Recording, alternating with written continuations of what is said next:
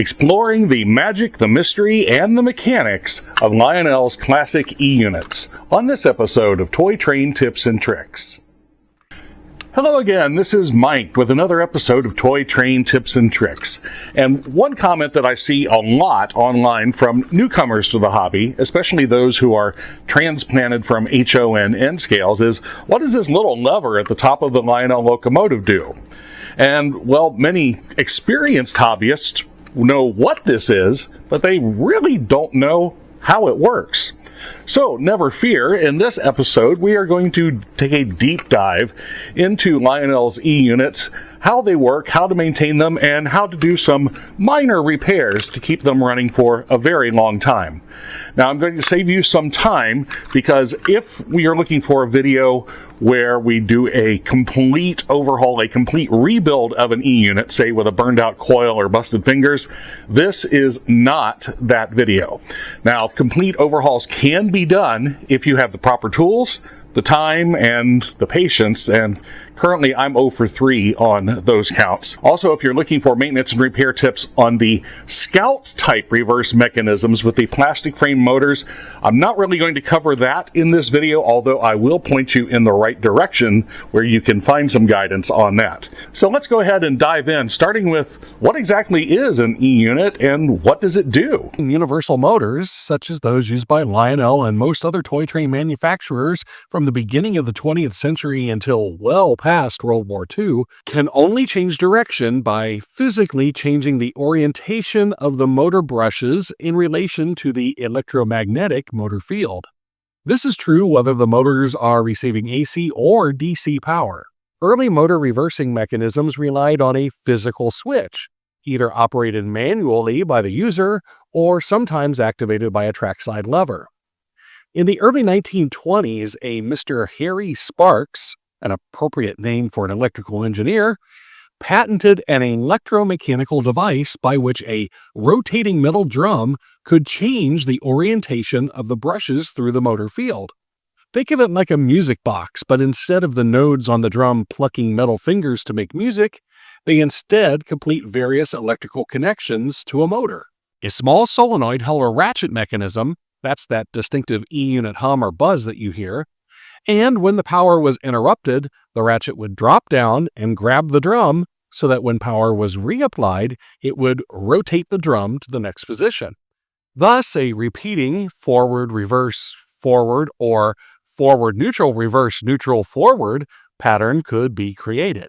Ives Trains adopted this device, calling it an R-unit, and began adding it to their toy train locomotives in 1924. While this new ability to change locomotive direction anywhere on the track by remote control was a popular innovation, it was not enough to turn around the financial fortunes of the struggling company, and by 1928, Ives Manufacturing came under the joint control of competitors Lionel and American Flyer, with Flyer eventually bowing out to Lionel's full control and eventual absorption of the firm, giving us, among other things, the Lionel Jr. line of O27 trains.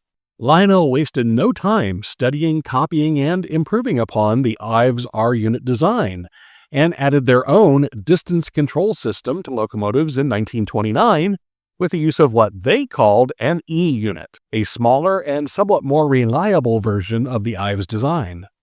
This design remained virtually unchanged until it was fully replaced by all-electronic reverse circuit boards in the 1990s. Lionel used three basic reverse mechanism designs over the years. The three-position unit, which operated much in the same way as the Ives design, with the drum changing the orientation of the brushes through a forward-neutral reverse cycle, and later a cheaper two-position system was introduced, whereby the E-unit selected which of two separate motor fields were used, each in opposition to the other. There was also a reverse mechanism developed specifically for Lionel's Scout-type plastic-framed motors. This design does not use a rotating drum, but instead actually rotates half of the motor housing and the motor brushes to change the motor field. In each design, a lockout switch can lock the motor into a single position and bypass the reverse mechanism. Regular E-units usually use a metal lever mounted perpendicular to the direction of travel that can be accessed either from the top or bottom of the locomotive. The Scout lockout levers are usually plastic and are mounted parallel to the direction of travel. Since their design is radically different from regular E-units, I will not be discussing these here, but more information can be found by watching this video, which is also linked in the description. A three-position E-unit is so called because of the three power positions: forward, reverse, and neutral. But actually, there are four different power positions on the E-unit drum. In position 1 on the diagram, power travels from the center rail pickups to contact number 1 on the E-unit, then through contacts number 3 to the left-hand motor brush, through the motor winding to the right-hand brush, then back to the E-unit through contacts number 4 to the field winding, and then to the common rails. Position 3 is the opposite. Center rail powers enters the E-unit through contact 1, but exits through contacts 4 to the right-hand brush, through the armature winding in the opposite direction to the left-hand brush, back to the E-unit through contacts number 3 to the field winding, and finally to the common rails. In positions 2 and 4, the E-unit receives power and hums, but no power makes it to the motor brushes, and the locomotive remains in neutral. Let's take a look at a Lionel post-war number 2026 as an example. This model belongs to my father, and he purchased it on eBay only to find that the previous owner had completely removed the E-unit, rewiring it for forward-only operation. We ordered a replacement E-unit from the train tender, and that's not a paid endorsement, it's simply a great place to find Lionel post-war parts. This appears to be a more modern MPC-era unit, but it will fit just fine. By the way, check a parts schematic to find out which E-unit will fit your model. Lionel made these units in multiple configurations over the years, and they are not interchangeable. Anyway, we are going to get this thing back into proper operation with the three-position reverse unit. So first, let's take a look at the wiring as we have it here. So you see that they have tied these together. Now, if you look over here, our original wiring, this is going to the headlight and to the smoke unit. So you know that this connection, this is the center rail, this is the hot, and then these are grounded through the frame, grounded through the frame, grounded through the frame. And the same thing with the E-unit, the ground, which should be this black wire attaching to itself, would be grounded to the frame through the attachment screw. Okay, so here you can see what I will be doing. The yellow wire here from the bottom is going to go to one of the brushes. The blue wire is going to go to the other brush. The green wire is going to come over here and attach with the motor field coil. And then I'm going to have to run a jumper wire from the center rail pickup and the hot for the headlight and smoke unit to this tab here on the E-unit. Normally, in original wiring, they would all be wired here to this tab, but the way it has been rewired by the previous owner, they're not going to reach. So I'm going to need a new section of wire from here to here. So let's wire it up and see what happens. Come on. Melt the solder.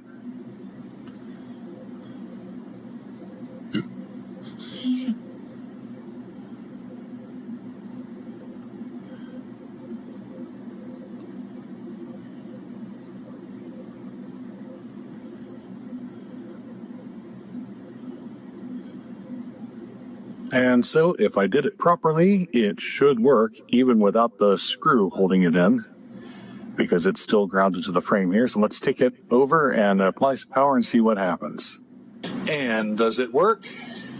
Neutral, forward, neutral, reverse, neutral, forward. Beautiful. The two-position E-unit is much simpler. There are two contact positions on the drum that send power alternately to one of the two separate field windings on the motor. So that's what happens when everything works well. But sometimes things don't work well, or they work intermittently, or not at all. How do we get a finicky old E-unit running again? The most common solution is cleaning. Sometimes these E-units can become oxidized or greasy or just plain gunky after years of improper storage. Grab a cotton swab and your favorite electrical contact cleaner or denatured alcohol and gently clean all the contacts you can reach. Be careful not to bend the tiny fingers, and absolutely, under no circumstances, do not use WD-40. It is a great product for many projects, but not this one. Also, you may use some light grease, such as Labelle, on the ends of the ratchet wheel shaft. Do not get any oil on the fingers. Next, check all the wiring connections to see if anything has come loose or if any wires are broken. These steps will usually get your E-unit functioning again, but sometimes there's another issue. For example, let's take a look at my father's N&W Bicentennial GP7 diesel.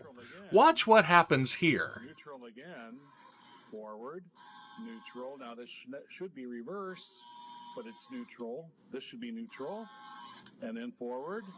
So we see that the E-unit, the reverse unit, the cylinder is cycling through all of its positions, but when it gets to the reverse position, it's not engaging the motor. So that tells me the most likely problem is an electrical connection between the E-unit and the particular brush that sets it into motion for the reverse. So let's take it apart and see what we can find. I've untangled the wires, and this one just goes to our light bulb. That is a hot side, so that is not the problem because the headlight works.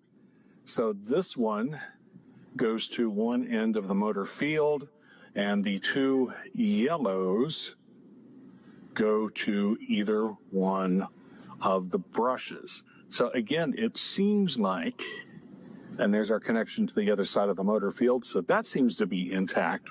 So it seems like our problem is somewhere on one of these two yellow wires. The connection to the E-unit is not functioning. So either we have a broken wire somewhere in here, or it's not a good connection at one end or the other.